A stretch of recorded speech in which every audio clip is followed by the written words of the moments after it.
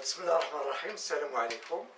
Donc, la leçon numéro 2 de chimie, programme du deuxième bac international, option française, sciences maths, sciences physiques et SVT. Suivi temporel de l'évolution d'une transformation chimique suite. Donc, on a déjà vu le suivi temporel de l'évolution d'une transformation chimique à l'aide du dosage. La vidéo précédente, on a vu le suivi temporel de l'évolution d'une transformation chimique par la mesure de la pression. Maintenant, on va voir le suivi temporel par la mesure de la conductivité. À la fin de cette vidéo, je vais vous laisser dans la boîte de description le lien d'une vidéo que j'ai déjà faite et dans laquelle j'ai fait un rappel concernant la conductivité et la conductance et tous les calculs qui concernent la conductance et la conductivité. Voilà. Donc, suivi temporel de l'évolution d'une transformation chimique par la mesure de la conductivité. Donc, on utilise ces techniques quand la réaction fait intervenir des ions. Pourquoi? Parce qu'on sait que ce sont les ions qui se trouvent dans la solution qui sont responsables de la conductivité de cette solution.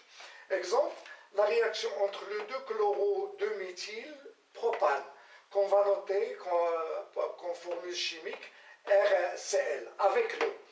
Donc RCl, la réaction entre RCl avec l'eau.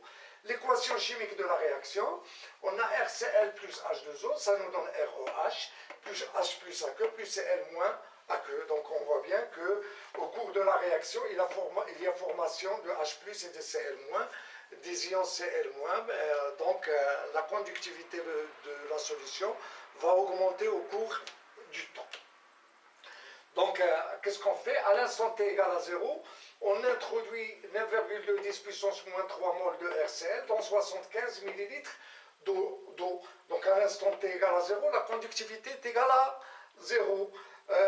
Puis au cours de la réaction, on mesure la conductivité à l'aide d'une cellule de mesure, de la conductivité. On mesure la conductivité de la solution chaque 200 secondes. Puis on trace la courbe sigma est égale à f de t. Voilà, et on obtient cette courbe. C'est-à-dire, à l'instant t égale à 0, la conductivité est égale à 0. À l'instant t est égal à 200, la cellule de mesure indique 0,489. À l'instant t est égal à 800, on obtient 1,466. Et on voit qu'à l'instant t égale à 1800 secondes, la conductivité reste constante. Voilà, elle est égale à 1,955. Ça, c'est la valeur maximale de la conductivité. Et à partir de 1800 secondes, la réaction chimique s'arrête. Voilà, s'arrête et la conductivité de la solution reste constante. Il prend cette valeur maximale. Maintenant, si on veut tracer la courbe qui représente x est égal à f de t, x étant, c'est l'avancement de la réaction. Donc, pour tracer x égale à f de t, on va chercher une relation entre x et sigma. Et au lieu de tracer sigma en fonction du temps, on va tracer x en fonction de t. Voilà, la courbe x en fonction du temps, on va la noter pour voilà g de t, f de t là, on va écrire g de t. Voilà. Donc tout d'abord, on dresse le tableau d'avancement. Donc l'équation chimique, RCl plus H2O, ça nous donne ROH, plus H plus Cl moins. Donc à l'instant t égale à 0, la quantité de matière de RCl, c'est 9,2 puissance moins 3 mol. H2O, c'est le solvant, la quantité de matière, voilà, elle est en excès par rapport à celle-là. Donc la quantité de matière de ROH, c'est 0. La quantité de matière de H+, c'est 0. La quantité de matière de Cl-, c'est 0. À l'instant t, la quantité de matière de RCl, c'est 9,2 puissance moins 3 moins x. X étant l'avancement de la réaction. La quantité de matière de ROH, c'est x. Voilà, H plus x et Cl moins x. À l'état final, on a 9,2 puissance moins 3 moins x max. Voilà, c'est en excès, x max, x max, x max. X max étant la valeur maximale de l'avancement de la réaction. Donc pour trouver X max, donc on voit bien que le réactif limitant c'est RCl. Donc à la fin de la réaction, on a 9,2 10 puissance moins 3 moins X max est égal à 0. Ça veut dire que X max est égal à 9,2 10 puissance moins 3 mol. Donc maintenant on va chercher la relation entre X et sigma. Donc pour tracer, X est égal à G de T. Donc on sait bien que sigma, puisque les ions qui se trouvent dans la solution c'est H plus et Cl-, donc sigma est égal à H plus fois la concentration effective de H plus lambda Cl- fois la concentration effective de Cl-. Lambda de H plus étant la conductivité molaire ionique des ions H+, lambda de Cl-, c'est la conductivité molaire ionique de Cl-. Là, on a les concentrations effectives, voilà. La concentration effective de H+, est égale à la concentration effective de Cl-. Pourquoi? Parce qu'ils ont à l'instant T donné la même quantité de matière, XX. Donc, il est égal à X sur V.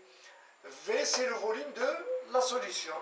Donc, voilà, les deux concentrations sont égales. On peut factoriser par X sur V. Donc, sigma à un instant T donné est égal à lambda de H+, plus lambda Cl-, facteur de X sur V. Et à l'état final, il suffit de remplacer sigma par sigma max et X par X max. Voilà, et on obtient sigma max est égal à lambda H+, plus lambda Cl- fois X max sur V. Car à l'état final, l'avancement de la réaction prend sa valeur maximale. Et de même, sigma, la conductivité de la solution, prend sa valeur maximale. Donc on a, voilà, la relation 1, la relation 2. Si on fait 1 sur 2, donc on a sigma à l'instant t sur sigma max est égal, voilà, lambda h plus lambda cl moins, là et là ça va se simplifier. 1 sur v, ça va se simplifier. Donc ça nous donne x sur x max. Ça veut dire que x à l'instant t est égal à x max, sigma de t sur sigma max. Il suffit donc de remplacer. À l'instant t égale à 0, on a sigma est égal à 0, donc x est égal à 0. À l'instant t égale à 200, on a sigma de t c'est 0,489. Sigma max c'est 1,955. X max, c'est 9,2 10 puissance moins 3. On fait l'application numérique et on trouve X à l'instant t est égal à 200 secondes. À l'instant t est égal à 800 secondes, par exemple, on a sigma, c'est 1, voilà, c'est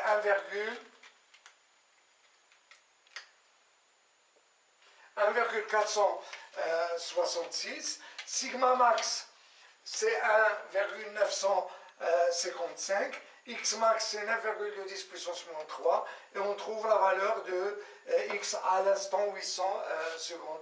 Finalement, on fait ce calcul à chaque instant. Puis on trouve cette courbe. Et on voit bien qu'à l'instant t est égal à 1800 secondes, la réaction s'arrête. La réaction s'arrête et X prend la valeur de X max qui est égal à 9,2 10 puissance moins 3. Donc lorsqu'on obtient cette courbe, on peut l'exploiter. On peut l'exploiter en calculant, par exemple, on peut calculer la vitesse volumique de la réaction à un instant donné. On va voir ça après. On peut calculer aussi le temps de la demi-réaction. Voilà.